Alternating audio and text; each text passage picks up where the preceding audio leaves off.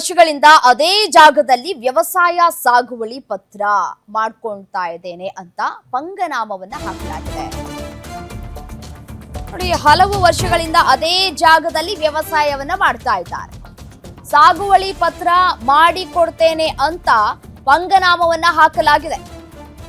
Broker ಅನ್ನ ನಂಬಿ ಲಕ್ಷ ಲಕ್ಷ ಕಳೆದುಕೊಂಡ ವೃದ್ಧ ದಂಪತಿ. ಚಿಕ್ಕಮಗಳೂರು ಜಿಲ್ಲೆ ಕಳಸದ ಮಾವಿನಕೆರೆ ನಿವಾಸಿಗಳಿಗೆ ಮೋಸ ಆಗಿದೆ. ಹಲವು ವರ್ಷಗಳಿಂದ ವ್ಯವಸಾಯ ಮಾಡ್ತಾ ಇದ್ದಂತಹ ರವೀಂದ್ರ ಕುಟುಂಬ ಸರ್ವೆ ನಂಬರ್ 957ರಲ್ಲಿ 2 ಎಕರೆ ಜಮೀನಿನಲ್ಲಿ ವ್ಯವಸಾಯವನ್ನ ಮಾಡ್ತಾ ಇತ್ತು ಕುಟುಂಬ. ಜಮೀನು ದಾಖಲಾತಿ ಮಾಡ್ಕೊಡ್ತೀನಿ ಅಂತ ಹೇಳಿ ಬ್ರೋಕರ್ ಹೇಳಿದ್ದಾನೆ. ಬ್ರೋಕರ್ ಅನ್ನ ನಂಬಿ 2 ಲಕ್ಷ ರೂಪಾಯಿಯನ್ನ ಕೊಟ್ಟಿದ್ದಂತಹ ದಂಪತಿ ಹಣವನ್ನ ಇಸ್ಕೊಂಡು ಸಾಗುವಳಿ ಪತ್ರವನ್ನ ಕೊಟ್ಟಿದ್ದಂತಹ ಬ್ರೋಕರ್ ಪಹಣಿ ಮಾಡಿಸೋದಕ್ಕೆ ನಾಡ ಕಚೇರಿಗೆ ಹೋಗಿದ್ದಂತಹ ರವೀಂದ್ರ ದಂಪತಿ ಇದು ನಕಲಿ ಸಾಗುವಳಿ ಪತ್ರ ಅಂತ ಹೇಳಿ ಅಧಿಕಾರಿಗಳು ಹೇಳಿದ್ದಾರೆ. ಮೋಸ ಹೋಗಿದ್ದು ತಿಳಿದು ವೃದ್ಧ ದಂಪತಿ ಕಂಗಾಲಾಗಿದ್ದಾರೆ. ಹಲವು ವರ್ಷಗಳಿಂದ ವ್ಯವಸಾಯವನ್ನ ಮಾಡ್ಕೊಂಡಿದ್ರು. ಒಂದೇ ಜಾಗದಲ್ಲಿ ಸಾಗುವಳಿ ಪತ್ರವನ್ನ ಮಾಡ್ಕೊಡ್ತೀನಿ ಅಂತ ಹೇಳಿ ವೃದ್ಧ ದಂಪತಿಗಳಿಗೆ ಪಂಗನಾಮವನ್ನ ಹಾಕಿದ್ದಾರೆ. ಈಗ ಬ್ರೋಕರ್ ಅನ್ನ ನಂಬಿ ಲಕ್ಷ ಲಕ್ಷ ಹಣವನ್ನ ಕಳೆದುಕೊಂಡಿದೆ ವೃದ್ಧ ದಂಪತಿ. ಚಿಕ್ಕಮಗಳೂರು ಜಿಲ್ಲೆ ಕಳಸದ ಮಾವಿನ ಈ ಗ್ರಾಮದಲ್ಲಿ ಆಗಿರುವಂತಹ ಘಟನೆ. ಸರ್ವೆ ನಂಬರ್ 957ರಲ್ಲಿ 2 ಎಕರೆ ಜಮೀನಿನಲ್ಲಿ ವ್ಯವಸಾಯವನ್ನ ಮಾಡ್ಕೊಂಡಿತ್ತು. ನೋಡಿ, ನಕಲಿ ಸಾಗುವಳಿ ಪತ್ರವನ್ನ ದೃಶ್ಯಾವಳಿಗಳಲ್ಲಿ ಗಮನಿಸ್ತಾ ಇದ್ರಿ. ಇದು ಮಾವಿನಕೆರೆ, ಚಿಕ್ಕಮಗಳೂರು. ಸಾಗುವಳಿ ಪತ್ರವನ್ನ ಮಾಡ್ಕೊಡ್ತೀನಿ ಅಂತ ಹೇಳಿ ಲಕ್ಷ ಲಕ್ಷ ಹಣವನ್ನ ಪಡ್ಕೊಂಡಿದ್ದಾರೆ. ಈಗ ಮೋಸ ಹೋಗಿರೋದು ಗೊತ್ತಾಗ್ತಾ ಇದೆ. ಸರ್ವೆ ನಂಬರ್ 957ರಲ್ಲಿ 2 ಎಕರೆ ಜಮೀನಿನಲ್ಲಿ ವ್ಯವಸಾಯವನ್ನ ಮಾಡ್ತಾ ಇತ್ತು ಕುಟುಂಬ. ಈಗ ಜಮೀನು ದಾಖಲಾತಿ ಮಾಡ್ಕೊಡ್ತೀನಿ ಅಂತ ಹೇಳಿ ಬ್ರೋಕರ್ ಮೋಸ ಮಾಡಿದ್ದಾನೆ. 2 ಲಕ್ಷ ರೂಪಾಯಿ ಹಣವನ್ನ ಕೊಟ್ಟಿತ್ತು ದಂಪತಿ. ಈಗ ಹಣನೂ ಇಲ್ಲ, ಪತ್ರನೂ ಇಲ್ಲ, ಏನ್ ಮಾಡೋದು ಅಂತ ಹೇಳಿ ವೃದ್ಧ ದಂಪತಿ ಕಂಗಾಲಾಗಿದ್ದಾರೆ. ಈ 2 ಲಕ್ಷ ಹಣವನ್ನ ಹೊಂಚಬೇಕು ಅಂತಂದ್ರೆ ಇನ್ನೂ ಕೂಡ ಬಹಳಷ್ಟು ಕಷ್ಟ ಆಗತ್ತೆ ಈ ವಯಸ್ಸಿನಲ್ಲಿ. ಭಾರಿ ವರ್ಷದಿಂದ ನಾವು ಇಲ್ಲೇ ಇದ್ದೀವಿ, ಹುಟ್ಟಿ ಬೆಳೆದಲ್ಲಂದ್ರೆ ಇಲ್ಲೇ ಇರೋದು. ಆದರೆ ನಾವು ಸ್ವಲ್ಪ ಜಾಗ ಮಾಡ್ಕೊಂಡಿದ್ದೀವಿ. ಆ ಮಾಡ್ಕೊಂಡಿರೋ ಜಾಗನ ಫಾರೆಸ್ಟ್ನವ್ರು ಬಂದು ಕಾಫಿ ಗಿಡನೆಲ್ಲ ಕಡ್ದು ಹಾಕಿದ್ರು.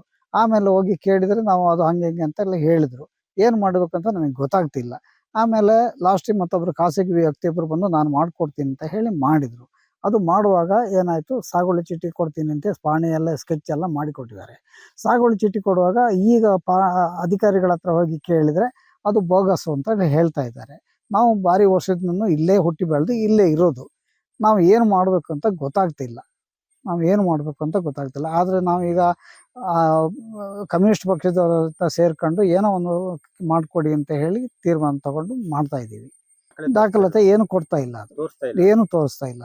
ದಾಖಲಾತಿ ಏನು ಕೊಡ್ತಾ ಇಲ್ಲ. ಅಲ್ಲಿ ತಾಲೂಕು ಆಫೀಸಲ್ಲೂ ಇಲ್ಲ, ಇಲ್ಲಿ ನಾಡ ಕಚೇರಿಯಲ್ಲೂ ಇಲ್ಲ. ತಹಸೀಲ್ದಾರ್ದೆಲ್ಲ ಸೈನ್ ಎಲ್ಲ ಇದೆಯಲ್ಲ, ಅದು ಹೇಗೆ ಮಾಡಿಕೊಟ್ರೆ ಗೊತ್ತಿಲ್ಲ ನಮಗೆ. ನಮಗೆ ಏನು ಅಂದಾಜಿಲ್ಲ, ಅನುಭವ ಇಲ್ಲ. ನಾವು ಒಟ್ಟು ಹೇಳ್ತೀವಿ ಅಂತ ಹೇಳಿದ ಕೂಡಲೇ ದುಡ್ಡು ಎಷ್ಟು ಖರ್ಚಾಗುತ್ತೆ ಅಂತ ಹೇಳಿ ದುಡ್ಡು ಕೊಟ್ಟಿದ್ದೀವಿ. ಅದ್ರ ರೆಕಾರ್ಡ್ ಮಾತ್ರ ಈ ತರ ಬೋಗಸ್ ಮಾಡಿ ಹೇಳ್ತಾ ಇದ್ದಾರೆ ತಾಲೂಕು ಆಫೀಸಲ್ಲಿ.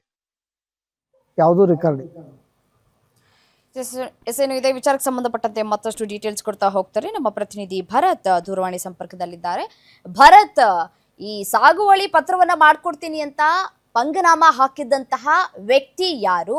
ಈಗ ಆತನ ವಿರುದ್ಧ ದೂರು ದಾಖಲಾಗಿದ್ಯಾ? ಯಾವ ರೀತಿಯಾಗಿ ಮೋಸ ಹೋಯ್ತು ವೃದ್ಧ ದಂಪತಿ ಅಂತ ಹೇಳಿ ಡೀಟೇಲ್ಸ್ ಕೊಡ್ತಾ ಹೋಗೋದಾದ್ರೆ. ರಮ್ಯಾ, ಇತ್ತೀಚೆಗೆ ಏನು ಮಲೆನಾಡಲ್ಲಿ ಸಾಕಷ್ಟು ಜಮೀನುಗಳನ್ನ ಸಾಕಷ್ಟು ವರ್ಷಗಳಿಂದ ಒಂದು ಸಾಗುವಳಿಯನ್ನ ಮಾಡ್ಕೊಂಡು ಬಂದಿರ್ತಾರೆ. ಸೊ ಇದರ ಸಂಬಂಧವಾಗಿ ಏನು ಸಂಬಂಧಪಟ್ಟಂತಹ ತಾಲೂಕು ಕಚೇರಿ ಇರ್ಬೋದು ಅಥವಾ ನಾಡ ಕಚೇರಿಯಲ್ಲಿ ದಾಖಲಾತಿಗಳನ್ನ ಮಾಡ್ಕೊಳ್ಳೋದಕ್ಕೆ ಆ ಒಂದು ರೈತರು ಹೋರಾಡುವಂತ ಒಂದು ಕೆಲಸವನ್ನ ಮಾಡ್ತಾರೆ. ಅದ್ರ ಜೊತೆಯಾಗಿ ಇಂತಹ ಒಂದು ವೃದ್ಧ ದಂಪತಿಯನ್ನ ಸಂಪರ್ಕಿಸಿದಂತಹ ಖಾಸಗಿ ಓರ್ವ ವ್ಯಕ್ತಿ ಸಾಗುವಳಿ ಚೀಟಿಯನ್ನ ಮಾಡ್ಕೊಡ್ತೇನೆ ಅಂತಕ್ಕಂಥದ್ದನ್ನ ನಂಬಿಸ್ತಾನೆ. ಅದಾದ ನಂತರದಲ್ಲಿ ಎಕರೆಗೆ ಲಕ್ಷದಂತೆ, ಅಂದ್ರೆ 2 ಎಕರೆ ಜಮೀನನ್ನ ಒಂದು ಏನು ಕಳಸಾ ಮೂಲದ ದಂಪತಿಗಳು ಮಾಡ್ಕೊಂಡಿರ್ತಾರೆ. ಸೊ ರವೀಂದ್ರ ಅಂತಕ್ಕಂಥ ದಂಪತಿ, ಸೊ ಅವರಿಗೆ 1 ಲಕ್ಷ ಹಣವನ್ನ ನೀಡಿ ಎಕರೆಗೆ ನಾನು ಸಾಗುವಳಿ ಚೀಟಿಯನ್ನ ಮಾಡ್ಕೊಡ್ತೇನೆ ಅಂತಕ್ಕಂಥ ನಿಟ್ಟಿನಲ್ಲಿ ಒಂದು ಭರವಸೆಯನ್ನು ನೀಡ್ತಾನೆ. ಅದಾದ ನಂತರ ಸ್ವಲ್ಪ ದಿನಗಳ ನಂತರ ಆ ಒಂದು ದಂಪತಿಗೆ ಆ ಖಾಸಗಿ ವ್ಯಕ್ತಿ ಒಂದು ಸಾಗುವಳಿ ಚೀಟಿಯನ್ನ ನೀಡ್ತಾನೆ. ಅದಾದ ನಂತರದಲ್ಲಿ ಆ ದಂಪತಿ ಸಾಗುವಳಿ ಚೀಟಿಯನ್ನ ಪಡೆದು ನಾಡ ಕಚೇರಿಗೆ ತೆರಳಿ ಆ ಜಮೀನಿಗೆ ಸಂಬಂಧಪಟ್ಟಂತೆ ಒಂದು ಪಹಣಿಯನ್ನ ಮಾಡಿಸುವಂತ ತಿಳಿದಂತ ಸಂದರ್ಭದಲ್ಲಿ ಆ ಒಂದು ದಾಖಲಾತಿ ನಕಲು ಎಂದು ತಿಳಿದು ಬಂದಿರುತ್ತದೆ. ಸೊ ಅದರ ಜೊತೆಯಾಗಿ ಆ ದಾಖಲಾತಿಯಲ್ಲಿ ಇದ್ದಂತಹ ಸೀಲು ಇರ್ಬೋದು ಮತ್ತು ಸಹಿ ಇವೆರಡೂ ಕೂಡ ಒಂದು ನಕಲಿಯಾಗಿದೆ ಅಂತಕ್ಕಂಥ ವಿಚಾರ ತಿಳಿದು ಬಂದ ನಿಟ್ಟಿನಲ್ಲಿ ಆ ದಂಪತಿ ಇದೀಗ ಹಿರಿಯ ಅಧಿಕಾರಿಗಳಿಗೆ ಒಂದು ಮೊರೆಯಾಗಿರುವಂತದ್ದು ಒಂದು ದಾಖಲಾತಿ ಏನಿದೆ, ಸೊ ಅದನ್ನ ಯಾರು ಮಾಡ್ಕೊಟ್ರು ಸೊ ಅವರ ಮೇಲೆ ಒಂದು ಕ್ರಮವನ್ನ ತೆಗೆದುಕೊಳ್ಬೇಕು. ಒಂದ್ ವೇಳೆಯಲ್ಲಿ ಅಧಿಕಾರಿಗಳೇ ಶಾಮೀಲಾಗಿದ್ರಾ ಅಥವಾ ಇನ್ಯಾರಾದ್ರೂ ಶಾಮೀಲಾಗಿದ್ದಾರಾ ಅಂತಕ್ಕಂಥ ನಿಟ್ಟಿನಲ್ಲಿ ತನಿಖೆಯನ್ನು ನಡೆಸಬೇಕು ಅಂತಕ್ಕಂಥ ನಿಟ್ಟಿನಲ್ಲಿ ಇದೀಗ ಆ ವೃದ್ಧ ದಂಪತಿಗಳು ಹಿರಿಯ ಅಧಿಕಾರಿಗಳಿಗೆ ಮನವಿಯನ್ನ ಮಾಡಿರುವಂತದ್ದು. ರಮ್ಯಾ. ಓಕೆ, ಥ್ಯಾಂಕ್ ಯು ತಮ್ಮ ಮಾಹಿತಿಗಾಗಿ ಭರತ್.